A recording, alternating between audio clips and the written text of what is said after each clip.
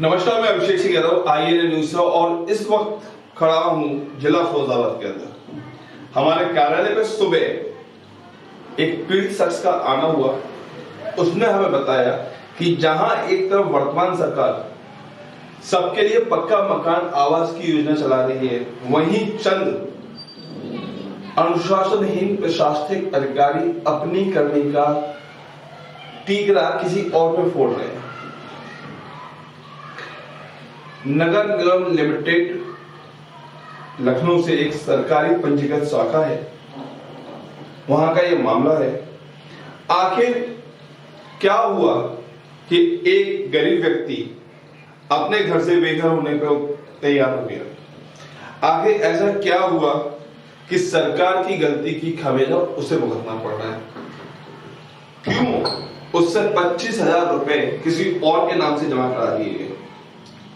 क्यों उप निबंधक कार्यालय में किसी सरकारी जमीन या सरकारी लोन होने पे बंधक की स्थिति स्पष्ट नहीं की गई? सब अपने विभाग के विशेषज्ञ हैं, यूपीएससी पीसीएस जूनियर पढ़ के आते हैं, तब ये लोग प्रशासनिक पद संभालते हैं। अगर लोकतंत्र का चौथा स्तंभ मीडिया ना हो तो इनकी मनमानी शायद कभी भी उजागर ना हो। मैं बात करूंगा ज्यादा समय लेते हो उस व्यक्ति के साथ जिसके साथ में ये सारी घटना हुई है और वो हमें इस बारे में विस्तृत रूप से बताएंगे। आइएगा। नमस्कार। नमस्कार। क्या नाम है आपका? दर्शकों को अपना परिचय दें। मेरा नाम है योगेश उपाध्याय। योगेश उपाध्याय जी, कहाँ रहते हैं आप?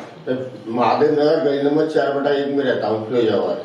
आज आपने IANA न्यूज से अपनी आवाज उठवाई है, अपनी स्थिति स्पष्ट की, तो आप जरा बताएं हमारे चैनल के माध्यम से कि क्या हुआ था आपके साथ? मेरे साथ में धोखाधड़ी हुई है। मैंने बैनामा कराया, उसमें कोई भी स्पष्ट किस चीज का बैनामा कराया था? मैंने प्लाट का बैनामा कराया था। किससे कराया था? मैंने कराया था लक्ष्मी वर्मा से। उस प्लॉट के बैनामा में क्या चीज नहीं खुली थी? उसमें कोई लोन नहीं खुला था, कोई किसी का कोई लेन देन नहीं था। कोई किसी का लेन देन न होने के कारण उन्होंने साफ बात रखी कि इस पर किसी बात का कोई भी कर्जा नहीं है, आप बेधड़क आप इसको बैनामा कराइए। राजस्व विभाग में जब भी किसी जमीन की रजिस्ट्री होती है तो उसमें ये लिखा जाता है कि उक्त भूमि पाक साफ है और लेने वाला व्यक्ति उसे चाहे तो बंधक बनाए या जैसे चाहे उसको लाभ मिले उस लाभ से वो उसका इस्तेमाल करे। अगर किसी जमीन में कोई बंधक की स्थिति होती है तो वो उसके जिल्द नंबर पर खुली होती है, जहां SDM DM या रजिस्ट्रार महोदय ये बताते हैं कि उस स्थिति में बैनामा नहीं होगा क्योंकि ये संपत्ति फला बैंक में बंधक है, जो इनको यहाँ क्लियर नहीं की गई। उसके बाद क्या होगा? उसके बाद में बार बार लोन वाले आने लगे, वो धमकी देते थे कि आप पैसा दो, नहीं आपको जगह खाली मकान खाली करना पड़ेगा। क्या आपने उस संस्था को कोई भी लोन के लिए आवेदन किया था? नहीं, मैंने कोई लोन के लिए आवेदन नहीं किया। क्या उस संस्था के पास कोई आपका साक्ष्य मौजूद है कि आप ऋणी हैं? नहीं, मेरा कोई साक्ष्य नहीं है वहाँ। क्या आपने कभी या आपकी पत्नी ने या आपकी किसी परिजनों ने उस जमीन को किसी भी बैंक के लिए उस समय में जब आपने बैनामा कराया था अप्लाई किया था? नहीं, कोई अप्लाई नहीं किया। फिर आपने पैसे किस बात का भरा? वो ये कह थे आपके बर्तन फेंक देंगे, आपको घर से बेघर कर देंगे, घर से निकाल देंगे। उस वजह से धमकी में आने की वजह से पैसा देना पड़ा। कितना पैसा दिया था आपने? मैंने 20 या 25,000 रुपए दिया। 20 या 25,000 रुपए आप किसी और को? अच्छा, ये लोन किसके नाम में था? ये लोन था विमल प्रकाश और गीता देवी के नाम से। विमल प्रकाश और गीता देवी के नाम से एक लोन था जिसमें वो भूमि बंधक थी। लेकिन अब सवाल यहाँ उठता है सीधा सीधा रजिस्ट्रार महोदय के कार्यालय की कार्यशैली पे कि आखिर क्यों वो जिल्द नंबर नहीं खुला? आखिर क्यों? जब ये बैनामा हुआ तो उसमें कोई ऑब्जेक्शन या आपत्ति नहीं लगी। हम एक मोटरसाइकिल पे भी फाइनेंस कराते हैं तो RTO उस पर HP मार्क करके देता है, और जब भी किसी राजस्व विभाग में होता है वहां पर डीड मॉर्गेज होती है, जिस संस्था से उसका पेमेंट फाइनेंस होता है, जिस संस्था का हम ऋणी होते हैं, वो संपत्ति उसकी होती है, जिसे हम लोग बंधक कहते हैं। लेकिन इस शैली में हम क्या कहेंगे, अगर मान लीजिए कि वो संपत्ति बंधक थी तो रजिस्ट्री कैसे हो गई, और रजिस्ट्री होगी तो फिर बंधक कैसी है?